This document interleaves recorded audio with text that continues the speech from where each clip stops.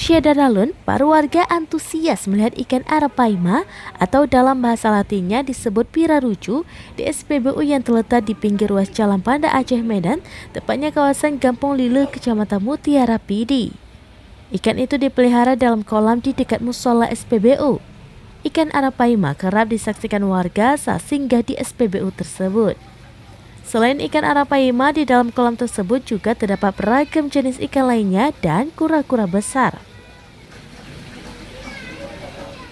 Untuk diketahui, berdasarkan referensi yang ditemukan, arapaima merupakan jenis ikan air tawar terbesar di dunia.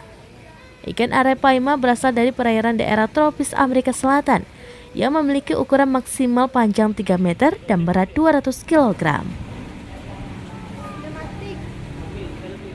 Dari Sikli, Muhammad Nazar, Serambi On TV.